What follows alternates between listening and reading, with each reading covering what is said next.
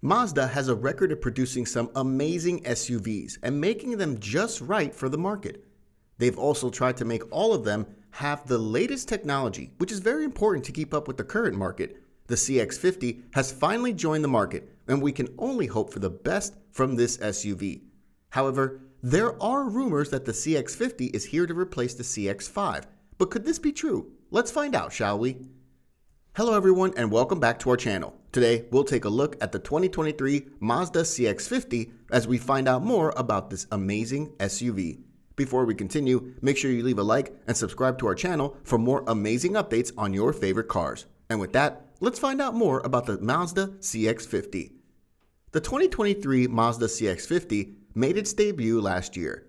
However, you'd be forgiven if you thought that it was here to replace the CX-5. The CX-5 has been Mazda's most popular model, but that's about to change. The company instead decided to position the two similarly sized and priced crossovers as contemporary. It's not easy to imagine that there will not be a cannibalization of sales with this slightly larger and tougher looking CX-50. But that begs the question, what does the CX-50 have to offer? Well, for starters, even though the CX-50 may look like a variant of the CX-5, it's actually built on a newer platform shared with the CX-30 and the latest Mazda 3. When they're parked side by side, you'll notice that the CX-50 is about 6.7 inches longer from bumper to bumper and 3.1 inches wider shoulder to shoulder than the CX-5. The additional width has been accentuated with a roofline that is about 2.2 inches lower than its sibling and by a more menacing blacked out version of Mazda's winged headlamp and grille combo. An interesting thing to note about the CX-50 is that its side mirrors sit inboard of its shoulders, which means that it's about 2.5 inches narrower when you measure it mirror to mirror. This can really come in handy when you need to squeeze into a tight space. The Mazda CX-50 has been fitted with black plastic cladding around its lower body and wheel arches. The car boasts about an inch of additional ground clearance when it's compared with the CX-5, and it now sits at 8.3 inches for the S models and 8.6 inches for the Turbo. This is quite competitive with the other soft rotors such as the Subaru Outback, which has a clearance of about 8.7 inches, and the pricier Audi A4 Allroad, which has a clearance of about 7 inches. Not only that, but the proportions of the CX-50 are more in line with those tall wagons than Mazda's other more upright SUV. Given that the CX-50 now has a larger footprint, it goes without saying that it has more space inside and a larger rear cargo floor than the CX-5 has to offer. Not only that, but it also has more legroom for second-row passengers. The fact that it has a lower overall height makes loading and unloading the roof rack easier, but it also squeezes the headroom. This leaves the CX-50 with just 38.6 inches up front, which is down by 1.1 inches, and 37.5 inches on the second row, which is down by 1.5 inches. This is when it's equipped with Mazda's first panoramic moonroof. The Mazda CX-50 comes with the 2.5-liter Skyactiv G inline 4-cylinder engine. However, there are two versions of this. The naturally aspirated S model can give the car about 187 horsepower and 186 pound-feet of torque.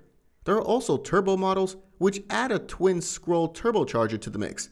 This boosts the output to about 256 horsepower and 320 pound-feet on 93-octane premium fuel.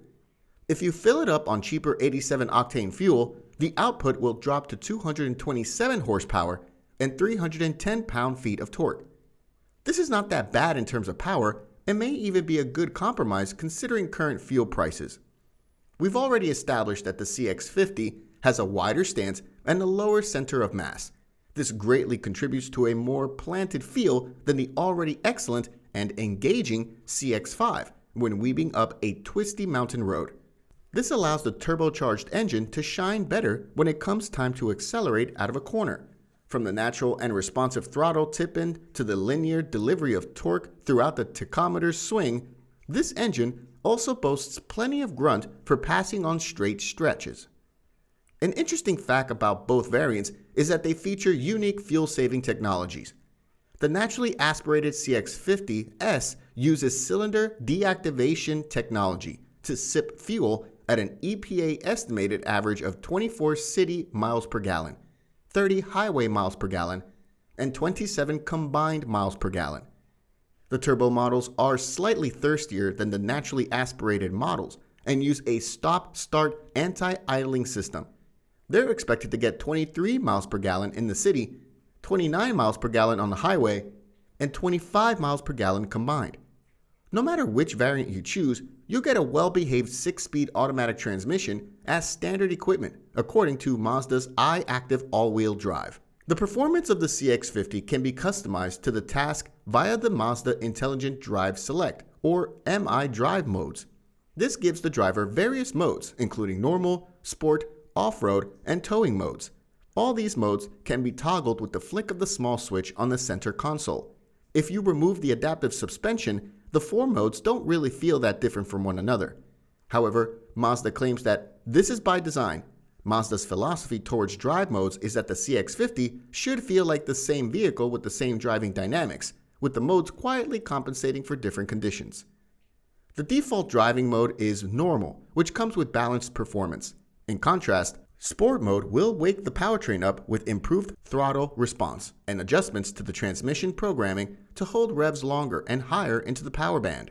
This setting also prevents mid-corner downshifts that could make the CX-50's balance unstable or reduce exit speeds. The Sport mode has also been made more liberal with the all-wheel drive torque split, sending more of its power to the rear when accelerating and totally cutting rear axle torque when cornering to reduce understeer. This setting also aggressively uses Mazda's G-vectoring control handling technology. The main aim of GVC is to improve the steering response and cornering grip by making small engine torque adjustments to shift weight onto the front wheels when you turn into a corner. The GVC slightly dips the engine torque to load up the front wheels, which helps them bite into the pavement, thus creating a nice weighty steering feel. Sport mode will mostly make that torque and weight transfer more pronounced, which increases the grip, steering response, and stability during the initial turn-in. You'll barely feel the torque dip when all this is in operation, but the boost in steering weight and feedback is both noticeable and fantastic. Just like the CX-5 and the CX-30 crossovers, the CX-50 offers space for 5 passengers in 2 rows of seats. Inside, a large square dashboard vent gives the SUV a slightly more truckish feel compared to the smaller CX-30, but the cabin as a whole feels tastefully high-end, especially on the fully equipped Premium Plus trim. The front seats are as comfortable as they are supportive, while the rear seats are quite generous as well. However, as we saw earlier, the CX-5 offers more headroom. All the models come with a tilt and telescoping steering wheel, push-button start, and a partially digital gauge display. Of all the trims of the CX-50, the base model is the only one that comes with a smaller 8.8-inch infotainment display. All the other trims come with a larger 10.3-inch screen. However, both versions run the latest Mazda Connect interface and are controlled with a click wheel mounted on the center console. All the models come fitted with Apple CarPlay and Android Auto, which are both wireless connectivity. An 8-speaker stereo is standard, but the Premium and Premium Plus models come fitted with a 12-speaker Bose stereo with Sirius XM satellite radio. A wireless phone charger is also available, but it's only in the top-tier Turbo Premium Plus. The Mazda CX-50 is a great upgrade and is bound to be a great SUV. Not only that, but it's way better than most of the SUVs that are on the market right now. It has some of the best upgrades, and you'll love it. So what do you think of the Mazda CX-50? Feel free to let us know in the comments section below. Before you go, make sure you leave a like and subscribe to our channel for more updates on your favorite cars. Thanks for watching, and I'll see you in the next one.